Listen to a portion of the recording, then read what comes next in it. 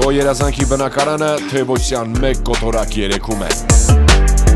Գնիր այն պատրաստի դորակառույցում, տարաժամկետ վճարման բացառիկ տարբերակով վայելիր աշնանը։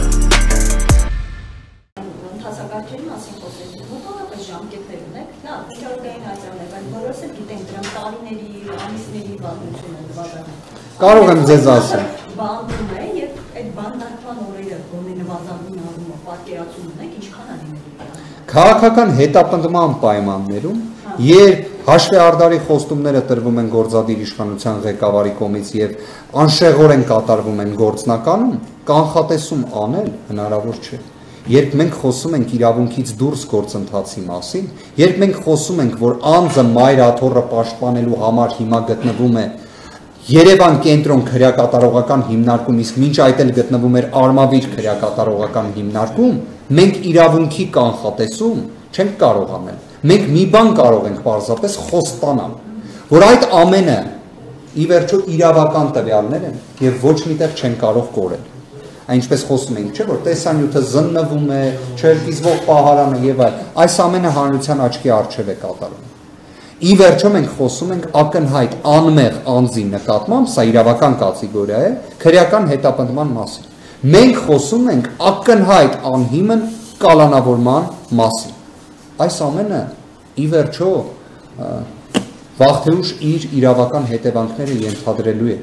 Բայց ինչը կարող ենք խոստանալ, որ իմ գործընկերների հետ միասին որևէ մի գործիքակազմ չկա, որը չի իրացվել։ Եվ այդ իմաստով համոզված եղեք, իրավունքը ի վերջո գերակայելու է։ Մենք ավելի արտառոց դեպքեր էլ գիտենք, որտեղ քաղաքական հետապնդման գործիքակազմը մաքսիմալ իրացվել է, բայց ի վերջո ճաք տվել է։ Պարոն Վարդիվանյան, Նիկոլ Փաշինյանի գրառումներից մեկն եմ ցանկանում կարդալ, ասում է մենք մեր ձևով ենք միջամտելու, հիմա ես քեզ իմ ձևով կմիջամտեմ ստահա, ավելի ճիշտ ձև։ Այ մենք քննարկում ենք, թե ինչ նկատի ունենք Սամվել Կարապետյանը, երբ ասում էր մեր ձևով միջամտելու։ Իդեպ միջամտել բառը չի ասել։ Ասել եմ մասնակցել։ Ասել եմ մասնակցել։ Նայեք, հենց այդ Նիկոլ Փաշինյանը կանդրադառնանք էլի, որովհետև ինչ դերակատարում ունեցավ Փաշինյանը։ Դուք Նիկոլ Փաշինյանի այս գրառումը մենք մեր ձևով ենք միջամտելու, ինչպես եք ընկալել, սա արվել է հունիսի 17-ին, այն նույն օրը, երբ Սամվել Կարապետյանը տվել է հարցազրույցը եւ նրա նկատմամբ սկսվել է հետապնդում։ Այս համատեքստում այս միջամտելը դուք ինչպես եք գնահատել եւ արդյոք սա պետք է արժանանար իրավական գնահատականի, եթե Սամվել Կարապետյանի միջամտելը այսպես ասած արժանացել է։ Եկեք առաջին անկեղծ լինենք, որ իսկապես այն միջամտելու խոստումը տրվել էր գործադիր իշխանության կողմից, Սամվել Կարապետյանի կողմից մասնակցելու խոստումներ տրվել, այն էլ պայմանով, եթե քաղաքական գործիչների մոտ չի ստացվում։ Իդեպ ոչ թե քաղաքական իրավունքների եւ քաղաքացիական իրավունքների ամբողջ համալիրի չիրացման դեպքում, այլ քաղաքական գործիչների մոտ չստացվելու դեպքում։ Քաղաքական գործիչների մոտ չստացվելու իրավիճակները բոլորս պատկերացնում ենք։ Մենք միայն Հայաստանի Հանրապետությունում վերջին 7 տարիների ընթացքում տեսել ենք նաև ոչ քաղաքական գործիչների կողմից հանրային հավաքներ, քաղաքացիական եւ քաղաքական իրավունքների իրացման բազմաթիվ դեպքեր։ Դրանով կարելի ասել իրավունքների իրացման դեպքեր բազմաթիվ տեսել ենք։ Համել կրկին հիշենք կոնտեքստը։ Իդեպ շատ հաճախ են դա ասում, չէ՞, վերջին շրջանում կոնտեքստի մասին խոսենք։ Այս գործով կոնտեքստը մայր աթոռի մասին է։ Սամվել Կարապետյանի խոսքը ինչին է վերաբերում։ Այդ 1 րոպե 30 վայրկյան տեսանյութը վերաբերում է եկեղեցու, վերաբերում է ամենայն հայոց կաթողիկոսին, վեհափառ հայրապետին, վերաբերում է եկեղեցուն պաշտպանելու։ Քանի որ գալիս է նաև պատմական ակունքներից, Սամվել Կարապետյանի խոսքը դա է, այս 30 վայրկյանի մեջ այդ մի քանի շեշտադրումն է, կոնտեքստը սա է։ Ինչ վերաբերում է գործադիր իշխանության ղեկավարի խոսքերի կոնտեքստին, ես հիշում եմ, որ երբ խոսվում էր, որ անձանց կներեք արտահայտությանս համար փռելու են ասֆալտին, գործնականում դա տեղի էր ունենում, այսինքն իր կողմից կոնտեքստը խոսքի հաճախ առնչվում է իրավապահների գործողությունների հետ։ Հիմա եկեք միասին հասկանանք, Գործադիր իշխանության ղեկավարը օգտագործում է միջամտել եզրույթը, ասում է, որ իր ձևով է միջամտելու եւ ինչ է տեղի ունենում ժամերի ընթացքում ձերբակալում, մի քանի հաջորդող ժամերի ընթացքում կալանքի միջնորդություն, այնուհետև կալանավորում, այնուհետև Արմեն Դանիելյան, այնուհետև Արմավիր քրեակատարողական հիմնարկ եւ Երևան կենտրոն քրեակատարողական հիմնարկ տեսակցությունների սահմանափակման ռեժիմով կրկին հիշեցնեմ միջին ծանրության ենթադրյալ հանցանքի մասին ենք խոսում։ Իդեպ եթե այս գործը ըստ էության քննվի դատարանում, պատիժը կարող է լինել տուգանք, բայց Սամվել Կարապետյանը հիմա կալանավորված,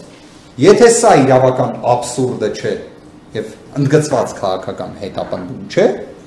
ապա եկեք փորձենք հասկանալ որոնք են քաղաքական հետապնդման դեպքերը եւ իրավական աբսուրդի դեպքերը, որտեղ առանց կոչի համար կալանավորվել, քրեական հետապնդման ենթարկվել։ Իդեպ արդեն եթե չեմ սխալվում, նույնիսկ կարող ենք ասել 10 օրից ավելի ժամկետ է ինչ ընթանում է այս քննությունը, չէ՞, գլխավոր դատախազի կողմից ներկայացված հաղորդման հիման վրա քննությունը։ Մեր կողմից ներկայացվել է գրություն քննիչին, հասկանալու համար ինչ ջանասիրություն է ապահովում, ինչ գործողություններ են կատարվում։ Հովանդակային որևէ պատասխան չստացանք։